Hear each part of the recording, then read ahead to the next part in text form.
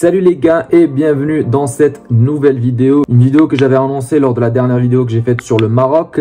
Et donc comme vous avez pu le voir dans le titre, on va aujourd'hui essayer de décortiquer, de parler du cas de Abdelrazak Hamdallah, le joueur qui selon beaucoup de Marocains a subi une énorme injustice depuis des années puisqu'il a été appelé très peu de fois en équipe nationale. Abdelrazak Hamdallah a débuté à Asfi, comme beaucoup de personnes le savent, à la Botola marocaine.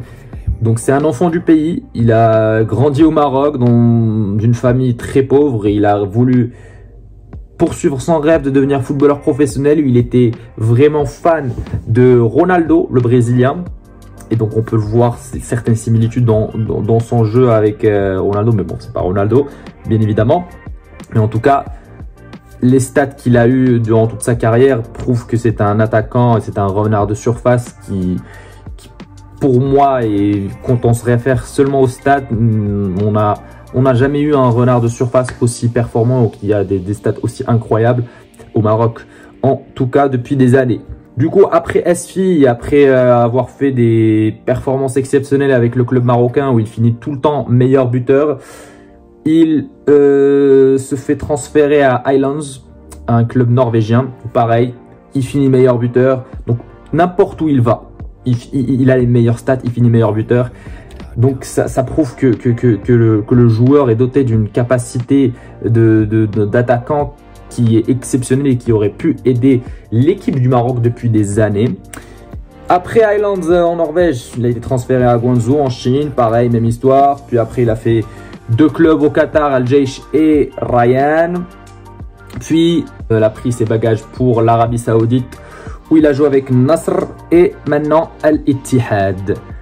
Donc, pour résumer, la carrière de Abdelrazak Hamdallah en club, il n'y a rien à dire. On sait tous que s'il se démarque très bien lors d'un match et que tu essaies de lui donner un ballon, ça va finir au fond des filets. Tu le sais très bien. C'est un attaquant, comme on a pu le dire et comme beaucoup de personnes le savent, est exceptionnel et qui a même eu de meilleurs stats que Lionel Messi et Cristiano Ronaldo lors de la saison 2018-2019 si je me trompe pas. Mais encore une fois, ça peut pas se comparer puisque c'était en Arabie Saoudite et quand tu compares ça à un joueur qui évolue dans le plus haut niveau, c'est-à-dire en Europe, c'est pas comparable. Mais bon, ça aurait pu mériter une place en équipe nationale. Maintenant, pour parler de son parcours en équipe nationale, on sait tous que Abdelrazak Hamdallah a joué quelques fois avec l'équipe olympique, a joué quelques fois avec l'équipe des locaux, donc l'équipe nationale des locaux, et également l'équipe A, donc l'équipe nationale, la première équipe. Il a été appelé avec Taoussé en 2013-2012 si je ne me trompe pas. À cette époque-là, il y avait aussi Walid Regragui qui était adjoint de Rachid Taoussé. Je ne me rappelle pas qu'il avait fait de bonnes stats à cette époque-là. Puis après, il a été rappelé à l'époque de Badou Zaki où il a réussi à inscrire, je crois, un triplé ou un truc du genre. Il a réussi à faire de belles perfs et à nous prouver qu'il a sa place en équipe nationale et c'est exactement l'attaquant de pointe qu'il nous fallait. Puis, il y a eu une grosse période de vide qui a été incomprise, où on ne sait pas vraiment ce qui s'est passé. Puisqu'avec l'arrivée d'Hervé Renard, le joueur n'a pas été rappelé, mais il faut aussi se rappeler que Abdelrazak Hamdallah a subi quelques blessures très graves durant sa carrière qui ont pu mettre un terme à sa carrière de footballeur puisque certains médecins qu'il a consultés lui ont clairement dit qu'il allait arrêter le football, qu'il ne peut plus jouer au football avec ce genre de blessure-là. Et finalement, il a réussi à nous prouver tout le contraire en revenant encore plus fort que jamais et c'est là où il a réussi à faire ses meilleurs stats avec Al Nasr. Donc justement, ces blessures sont arrivées lors de son passage au Al Jaish et à Ryan, donc quand il était au Qatar. Donc ce qui aurait pu peut-être expliquer sa non-convocation en équipe nationale pendant l'ère Renard. Donc maintenant, on a résumé rapidement la carrière de Hamdallah en club, la carrière exceptionnelle de Hamdallah en club, qui a remporté toutes sortes de distinctions individuelles et il a remporté tous les trophées possibles avec tous les clubs où il a joué. Il y a toujours eu ce vide en équipe nationale. Et donc, on a dit qu'il a joué un petit peu avec Taoussé, il a joué un petit peu avec Zaki. Maintenant, il faut savoir que Abdelrazak Hamdallah est un joueur problématique. Si vous tapez juste sur YouTube problèmes d'Abdelrazak Hamdallah, vous allez tomber sur d'innombrables vidéos de polémiques qu'il a faites. Je vais d'ailleurs vous mettre un passage d'une vidéo qui explique ou qui résume toutes les fois où Hamdallah s'est embrouillé avec ses coéquipiers à lui. Parce que ouais, tout le monde s'embrouille avec des joueurs de l'équipe adverse. Ça peut arriver dans le football quand il y a des tensions, c'est normal. Mais de s'embrouiller tout le temps, sans arrêt avec ses propres coéquipiers, dont Nordin Amrabat, qui était à l'époque où ils jouaient tous les deux à Al-Nasr, son frérot, c'était son compagnon de guerre, si je peux me permettre de dire, parce que tous les deux étaient marocains, ils formaient un duo qui était très apprécié à Al-Nasr. Et il a même réussi à s'embrouiller avec Nordin Amrabat. Sans parler de son embrouille aussi avec Younes Belhanda, qui je pense a été à l'origine de sa non-sélection depuis des années, mais également son problème lorsqu'il jouait en équipe nationale, une équipe marocaine olympique, mais également tous les problèmes où il était impliqué lorsqu'il jouait en club, que ce soit lorsqu'il était à Highlands. Une fois, il voulait tirer un coup franc et le coach ne voulait pas qu'il tire le coup franc, et puisqu'il avait désigné un autre joueur et lui n'avait pas apprécié ce geste-là, il a décidé de quitter le match, carrément, de quitter le terrain. Le même genre d'incident s'était produit au Qatar lorsqu'il jouait à Ryan, et où je pense qu'il a été remplacé en fin de rencontre, où il n'avait pas apprécié son remplacement, donc il a décidé carrément de quitter le stade. Chose qui lui a coûté beaucoup de problèmes, et je pense que c'est ce qui lui a coûté peut-être son transfert à Nasr en Arabie Saoudite. Peu importe où il va provoquer une polémique. Quand on parlait, quand moi personnellement je parlais à une certaine époque de Ziyech, Hamdallah à côté de Ziyech, enfin plutôt Ziyech à côté de Hamdallah, c'est rien du tout. C'est même pas un grain de riz. Je sais même pas comment vous le décrire, mais le nombre de fois où Hamdallah a été impliqué dans des polémiques, que ce soit en équipe nationale mais aussi en club, parce qu'on a beau dire que le problème de Hamdallah c'était en club, en équipe nationale pardon, où il a été en embrouille avec Belhanda, où il a été en embrouille lors de son passage en équipe olympique. Non, même dans les clubs où il joue, que ce soit en Norvège, que ce soit en Chine, que ce soit au Qatar, ou que ce soit même avec Nordin Amrabat, son compatriote marocain qui joue avec lui, il a eu un problème. Mais également, le fameux problème dont tout le monde a parlé et qui a vraiment fait couler beaucoup d'encre, c'est lorsque Hervé Renard avait décidé de le rappeler en équipe nationale avant la CAN, puisque c'est cette saison-là où Hamdallah avait réussi à battre tous les records et, comme j'ai pu le dire avant, à marquer plus de buts que des Lionel Messi et Cristiano Ronaldo lors d'une saison. Et donc c'est à ce moment-là que Hamdallah a été rappelé en équipe nationale à la veille de la CAN, donc pour disputer quelques matchs amicaux. Je crois qu'on avait un match contre la Gambie, si je me trompe pas. Et donc lors de ce match-là, on était en train de perdre, ça se jouait à Marrakech. C'était un match amical, juste avant la Coupe du Monde, juste avant la CAN, pardon, la CAN 2019.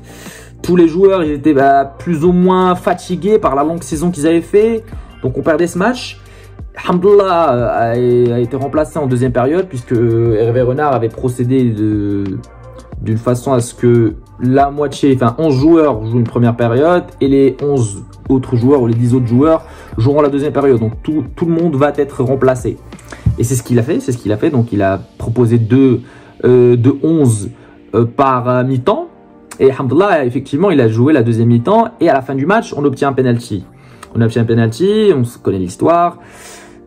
Faisal Fajr a voulu le tirer, Hamdallah est resté sur ses côtes en lui demandant, en le suppliant de laisser tirer ce penalty parce qu'il a besoin de marquer pour gagner plus de confiance en équipe nationale, etc. Quand on voit ce qu'il a fait comme problème avant, que ce soit à Highlands ou que ce soit avec même Nordin Amrabat, ou dans les vidéos que je vous ai montrées, il a toujours voulu, il a toujours pensé à lui, il a toujours pensé à sa propre personne, il a toujours pensé à que ce soit lui qui marque, que ce soit au niveau penalty ou coup franc, chose qui est bien, chose qui nous rappelle des fois Cristiano Ronaldo et son obsession de marquer des buts, ce qui est bien, parce qu'on sait que le joueur est doté d'une capacité de marquer beaucoup de buts.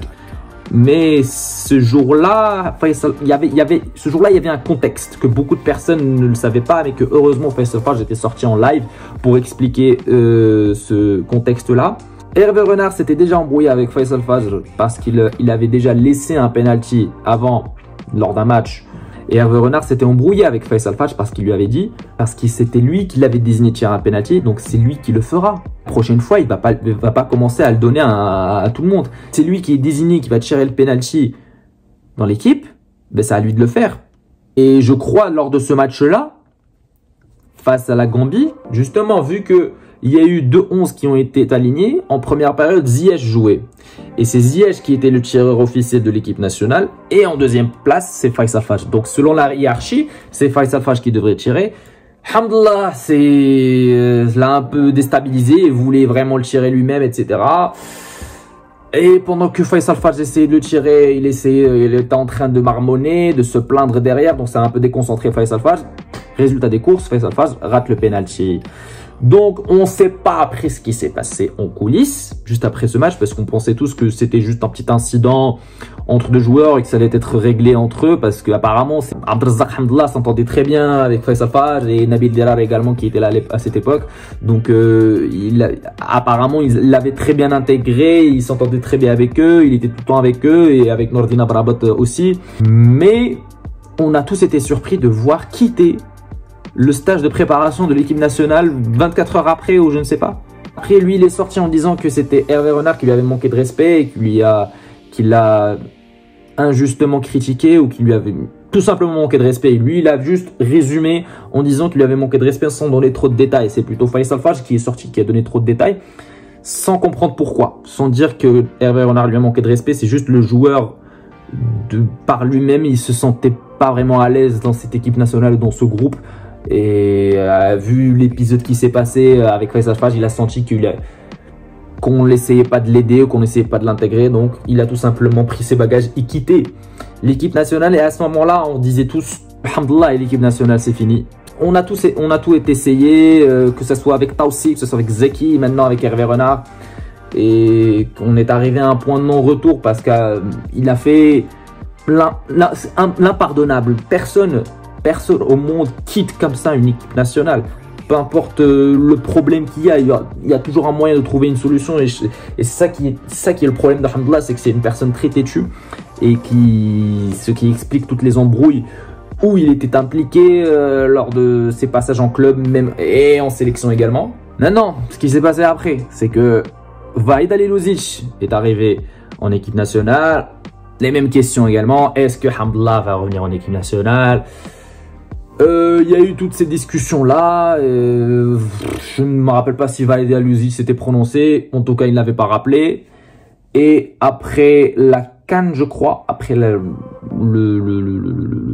la déception du Maroc en CAN 2021, Vahid Halilović avait déclaré et avait dit « Allez, maintenant je vais vous dire la vérité » lors d'une conférence de presse où il avait vraiment dit des choses vraies et vu des choses fausses. Il avait confirmé, ou il avait dit, avoué que Hamdallah ne veut plus être rappelé en équipe nationale. C'est lui qui ne veut plus, qui ne décroche plus au téléphone et qui ne veut vraiment plus rien savoir de l'équipe nationale. Et suite à ça, encore une fois, rebondissement, Hamdallah est sorti en story où il dément tout ce que Halilović dit. Et c'est là où le début de la fin commençait pour Vahid Halilović parce que beaucoup de problèmes se multipliaient pour lui. Il commençait à perdre la confiance du public marocain. Et nous, on commençait à croire peut-être d'un retour de Hamdallah vu qu'on voit la manière avec laquelle se comporte avec lui Vahid Halilović en montant publiquement sur son cas et en disant que c'est le joueur qui ne veut plus jouer. Et moi, personnellement, ça fait des années que j'étais contre ce joueur-là, pour la simple et bonne raison, c'est que c'est un joueur problématique. T'as beau être un buteur et un renard de surface exceptionnel, mais si en équipe nationale, c'est différent. C'est différent. En équipe nationale, il ne faut pas avoir les meilleurs joueurs, il faut avoir le meilleur groupe. L'histoire nous l'a prouvé beaucoup de fois. Combien de fois on avait des équipes qui étaient dotées d'excellents joueurs et qui avaient les meilleurs joueurs du monde, mais qui finissent par décevoir à la fin. Et que c'est plutôt des équipes qui ont un bon groupe, qui finissent par remporter les titres majeurs, que ce soit en Ligue des Champions, que ce soit en Coupe du Monde, en CAN, en Euro. C'est plutôt dans cette optique-là qu'essayait peut-être Renard de travailler, même Vahid Halilović. Maintenant, aujourd'hui, on est en 2022. Cet été-là, comme on le sait tous, Walid Regragui a été désigné comme nouvel entraîneur de l'équipe nationale. Donc tout le monde se posait la question, est-ce que Ziyech va revenir? Bien sûr, il est revenu. Il a fait revenir beaucoup de joueurs qui étaient en conflit avec Hervé Renard, dont Belhanda aussi, mais Belhanda maintenant n'est pas revenu lors de cette Coupe du Monde malheureusement. On posait beaucoup de questions à Walid Regragui sur le cas de Hamdallah, mais il y avait encore un contexte qui était un petit peu particulier parce que Hamdallah a été arrêté, a été suspendu pendant, je crois, 4 mois. Donc pendant 4 mois, il jouait plus au football. Et il était juste revenu récemment en septembre où il avait commencé à jouer. Walid Regragui avait tout simplement annoncé en disant que j'ai contacté le joueur et je lui ai juste dit de continuer à travailler. Et s'il voit qu'il commence de plus en plus à progresser, de plus en plus à retrouver sa forme, il reviendra en équipe nationale parce que l'équipe nationale est ouverte pour tout le monde. Et à ce moment-là, Hamdallah était sorti en disant qu'il n'avait pas écouté ce que Regragui avait dit, etc. Donc, ce qui a encore plus envenimé la chose et ce qui a encore plus aggravé sa situation en disant que ce mec-là est trop arrogant et il parle comme s'ils n'étaient pas au courant alors qu'on sait très bien qu'il est au courant et qu'il fait semblant de s'en foutre royalement de l'équipe nationale. Et là, un jour, contre toute attente, Abdelrazak Hamdallah, lors d'un passage, je pense à la télé saoudienne, déclare publiquement ses excuses auprès de tous les Marocains, que ce soit des fans ou que ce soit de l'équipe nationale ou de tous les joueurs qu'il a côtoyés. في 2019 كابتن عبد الرزاق انت غادرت معسكر المنتخب المغربي من 3 سنوات تقريبا. ليش غادرت معسكر المنتخب في 2019؟ هذه هي النقطة على كما يقال نقطة التحول في مشوار عبد الرزاق حمد الله مع اليوث الأطلسي.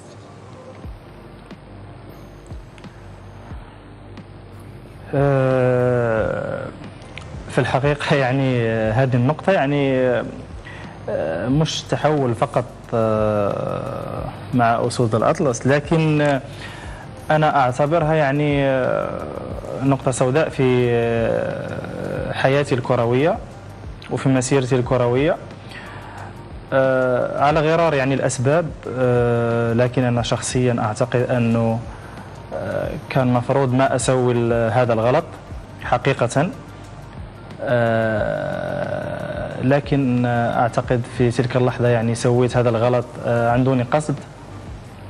لم أفكر يعني على عواقبه، وبالعكس أنا أخذت عواقب يعني بالنسبة لي أنا كلاعب كرة قدم وخيمة أنه تبعد من المنتخب 3 سنوات، فهذا في حد ذاته عقاب لذلك الخطأ. لكن كما قلت في أول مرة يعني شكرت الجمهور المغربي على وقفتهم معايا، أبغى أعتذر لهم مرة أخرى وأعتذر لأي مسؤول على هذا الخطأ اللي سويته. Un mea culpa dont moi personnellement je m'attendais pas, et ce mea culpa je pense que ça datait de quelques semaines d'ici. Ok, et après avoir vu les déclarations de Regragui, après avoir écouté ce qu'il a dit sur lui en disant qu'il l'a appelé, qu'il a discuté avec lui et qu'il a essayé de le motiver et de l'encourager à travailler un peu plus, les excuses de Hamdallah, ça a été en conséquence un résultat et un moyen de réconciliation avec le public marocain d'une part et aussi avec la sélection, en vidant tous en sac et en s'excusant déjà d'avoir abandonné le stage de l'équipe nationale avant la CAN 2019. Donc c'est ce qu'il avait fait, où il avait eu un problème avec Fajr, etc. Donc à ce moment-là, moi j'ai vu cette info, je me suis dit, alhamdoulilah, c'est bon, il va revenir en équipe nationale, c'est sûr, et c'est ce qui s'est passé. C'est ce qui s'est passé, alhamdoulilah, est revenu en équipe nationale et il a joué quelques minutes l'autre jour face à la Géorgie où il a quand même réussi à obtenir un penalty. Donc, on reste très optimiste. Moi, personnellement, j'ai hâte de le voir à l'œuvre. J'ai hâte de voir de quoi il est capable, de le juger enfin en équipe nationale, même s'il n'a pas eu d'expérience en Coupe du Monde. Il n'a pas eu d'expérience en CAN. Je crois qu'il a eu une seule expérience en CAN, si je ne me trompe pas, avec Rachid Taoussi. Donc les grandes compétitions avec l'équipe nationale, il n'a pas eu une si bonne expérience, si grosse expérience avec ce genre de compétition. Donc on va voir ce qu'il va faire. Et maintenant, beaucoup de personnes se posent la question, est-ce qu'il va faire aligner Nesseré ou Hamdallah? Parce que comme j'ai pu l'expliquer dans la dernière vidéo, Nesseré, il n'est pas dans sa meilleure forme. Hamdallah, il revient de suspension, mais on connaît ses capacités de buteur et de renard de surface, dont on a suffisamment parlé lors de cette vidéo. Et puis il y a l'autre joueur dont on avait parlé récemment, c'est Chedira, qui lui, c'est le numéro 9 marocain en tout cas, qui a les meilleurs stats en Europe cette saison. Donc on a vu lors du dernier match, il avait joué Nesseré lors d'une mi-temps, Hamdallah lors de la deuxième mi-temps, Nesseré a réussi à marquer, Hamdallah a réussi à provoquer un penalty. Mais ces deux joueurs sont différents. Nesseré a cette capacité de jouer en tant que pivot. Puis, il a aussi cette capacité à presser haut et bas et à parcourir des longues distances, chose que je ne sais pas si Hamdallah serait capable de le faire. Maintenant, Hamdallah, quand on compare à Nesseré en termes d'apport offensif, donc des buts, il n'y a pas photo. Hamdallah, c'est un pur buteur et qu'on sait très bien que si on lui pose un ballon juste devant lui, il va le transformer et il va le mettre au fond des filets. Donc à voir maintenant. C'est juste que le Maroc jouera demain et on est tous très impatients de voir ce que va produire notre équipe nationale contre la Croatie. Pour une fois, on a une équipe nationale qui est plutôt complète, donc sur tous les postes. Donc on espère bien de voir un exploit de cette équipe nationale, car c'est possible, c'est faisable, donc tout est possible lorsqu'il s'agit d'un mondial. Et on espère également voir de super bonnes performances de la part de Abdelrazak Hamdallah et gagner la confiance de son coach et de se racheter auprès du public marocain également. Ça ferait une belle histoire en tout cas pour le Maroc lors de cette Coupe du Monde. Donc on leur souhaite tout le succès et Dima Maghreb. Donc les gars, j'espère que ça vous a plu. Cette vidéo sur Abdelrazak Hamdallah, c'est ce cas Hamdallah comme j'ai pu l'appeler, puisque c'est vraiment un cas et c'est vraiment une histoire qui est assez étrange et qui est à double sens. N'hésitez pas à me dire ce que vous en pensez dans les commentaires. N'hésitez pas également à liker cette vidéo si elle vous a plu et à vous abonner également, c'est très important. Et nous, on se retrouvera lors d'une prochaine vidéo. Ciao, ciao!